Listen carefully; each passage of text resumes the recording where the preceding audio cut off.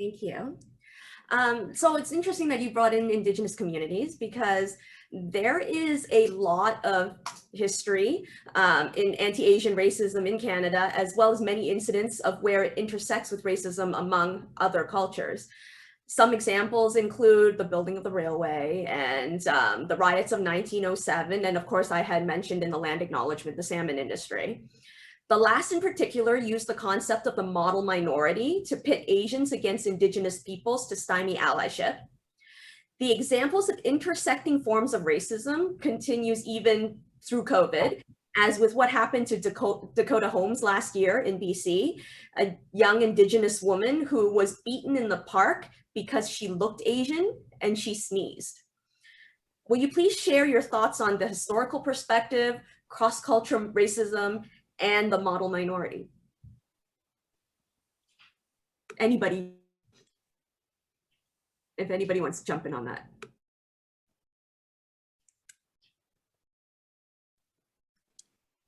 I can. I mean, that's a pretty big question because all of those areas, like historical perspective, model minority, and like the intersection of racism, I guess. I guess first, you know, looking at the story of Dakota Holmes, where like as an Indigenous woman being mistaken for Asian and getting beaten up for sneezing, like that is a, like, you know, nobody deserves to get beaten up for sneezing regardless of what race they are. And, you know, I think to me, like that's a case of mistaken identity and being mistaken for Asian. So it is a form of anti-Asian racism, you know, and, you know, as like we look at our Muslim brothers and sisters, Indigenous brothers and sisters, you know, across communities, we all experience racism, and we might experience it in different ways, in different forms, but it's all rooted in the same system of oppression and white supremacy. And when we talk about white supremacy, it being like, it's a system, you know, I'm not necessarily talking just like, it's not white people against non-white people, but it's a system that is built that many of us benefit from, I benefit from, you know. And so like when I'm talking about white supremacy, then it's, but also that, you know, lots of folks being like, yeah, there's a hierarchy of races, right? We talk about whiteness, we talk about white supremacy, and I think those terms in itself can be, they can stop conversation and dialogue, but I think it's about understanding what that refers to. It's referring to a system that needs to be broken down that impacts everybody. And so that's the, and then if you're talking about like the historical perspective piece, you know, you mentioned the railroads, 1907 riots, and yeah, racism is steeped in history. You know, ideologies are passed down generation to generation. They're pervasive, they're ingrained and strengthened through media, lack of representation, lack of representation in leadership, you know, stereotypes. When I think about the railroad, for example, you know, work, that kind of work is deemed as, you know, like dirty, dangerous, and difficult. Like that's what that labor was. And it's cheaper, it was cheaper labor. And the railroad was, you know, was built on the backs of cheap labor, largely Chinese immigrants, who were seen as dispensable and again, doing the dangerous jobs in particular. And, you know, it was also built on stolen land. And so when we talk about the intersections of Indigenous racism and racism against Chinese community, like it's steeped in history in that way. You know, there's a lot of, I would say, untold unofficial stories of relationship of Indigenous community and Chinese community supporting each other during those times. But then at a certain point in history, right, the idea that model minority, like you spoke to, Allison, comes and these two groups are pitted against each other. And so then there's, you know, that allyship and relationship between the two communities is broken down because they're having to compete in the same economic system. And again, to like reach this level of, you know, economic status, but also as a way of survival as well, I think, in those times. So the, you know, it's convenient, the model minority myth, like it's convenient and useful for dominant society, for Asian groups to, you know, when they're contributing to economic gain, the GDP, things like that. But then we're scapegoated very quickly and like, you know, painted with one brush as well. That's not even talking about all the different economic levels that exist within Asian communities, and scapegoated very quickly and rapidly when things like SARS happen, things like Corona happens. Yeah, those are my thoughts.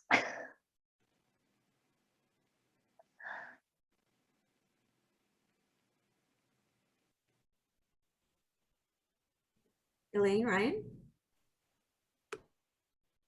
Yeah, so, you know, obviously I agree with everything that Lyndi said. You know, and, you know, I guess I just quickly sum up the issue. You know, I just saw a few questions about, you know, the issue of model minority, and I see a lot of people have answered that. So, you know, I'm just going to quickly say, like, basically, like, racism in my eyes, and, you know, I believe, like, you know, many of our allies, it's ultimately tied to white supremacy, right? Like, there are various like symptoms, causes of particular kinds of, you know, Asian, Black, Indigenous racism. And so because they look different, people assume that there is like different causes. But really, if you look like far enough down, it ultimately comes down to this idea of like white societies, you know, like white people and societies kind of brought everyone out of the dirt. And, you know, like white businesses are more trustworthy. It's like ideas like this that kind of pervade like the entire world, really, right? When you think like, you know, every like superstar, really, the main ones are all white, you know, until, you know, I guess recently, you know, organizations like Netflix are becoming more progressive. But ultimately, when you think like, you know, like the best people you think are, you're thinking of like white people. And so the issue is that contrary to this idea of like, you know, like minorities, the world is actually not white. So like, so it's interesting, you know, like people will argue like, oh, but, you know, like it's not as though there's like this particular struggle, right? You know, like it's not as though like white people have everything handed on a plate. It's the idea that like institutionally, you know, it has been created historically as like a white-centered world, a white-centered system. And the only reason that we even get to have conversations like this, the reason that we are able to be at the table, the reason that people even care that there's this idea of racism is because actually communities are finally waking up to the fact that we're all kind of in it together and that we're all allies and we have a shared struggle. But the reason it has only recently become like a topic to even be discussed is the fact that like historically, you know, this goes back to like the British strategy for conquering the world, right? It was divide and conquer. It was pitting races against each other. This idea, and so this is kind of where the model minority comes in, is the idea that like, for example, like Asian immigrants, look at them, they are like smart, successful, they keep their head down, they work, and that's why they're all rich now. Versus like, you know, like other communities, they're like, you know, look, there's like high levels of unemployment, violence, you know, if all they have to do is pull up themselves up by their bootstraps and they will succeed, right? But it's far more complicated than that, right? Like, you know, like I said, although it's tied ultimately to white supremacy, historically, like the way racism manifested for different communities resulted in different effects, right? Different effects on like education levels, your parenting styles. And, you know, some communities become trapped in like cycles of poverty, right? And so really, you know, for me, you can say whatever it is, you know, like this is anti-Asian discrimination, this is anti-Black, anti-Indigenous, Islamophobia. So like ultimately, like, you know, I really encourage people to like take the time to like learn a little bit more about like different kinds of racism, like where the struggle is, why it looks different. Because at the end of the day, if we aren't united against white supremacy, there is no way that we can all come in together, because all our voices need to be united. And it's very important that we see each other as allies, that we have a shared struggle, which although looks different, is ultimately tied to the same thing.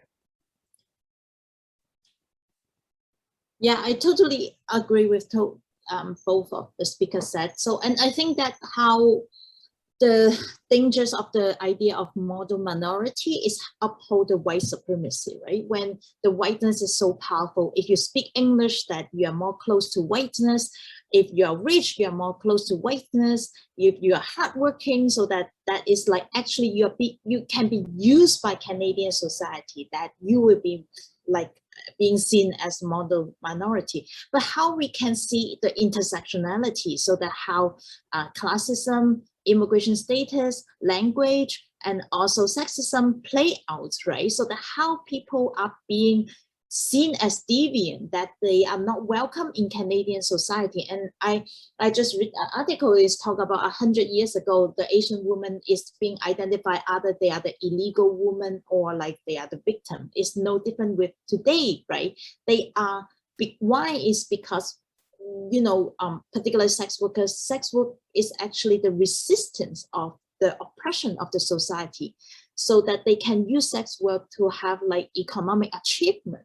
They can have sex work to break the isolation. They can, instead of working in the factory, lower the minimum wage, do not speak English, so that actually they can have like their social asset, economic benefit, but then they are being seen as deviant and being pushed, you keep going. And one of the example is Newmarket, as I just explained. They really use credential, graduate from college, to decide who can do the massage, right? This is same as the RMT. You know, even massage is the Asian cultural, historical knowledge, but like registered massage therapy system actually make many people cannot do massage, right? And how they do it is like they say, if you're an Asian woman, you cannot do massages, no worry, because we need hospital. We need someone to take care of our senior. So instead of working in massage parlor, you work in the hospital or senior home, take care of our senior. But many workers say actually sex work or massage parlor is the powerful resistance of the racism or the discrimination in job market.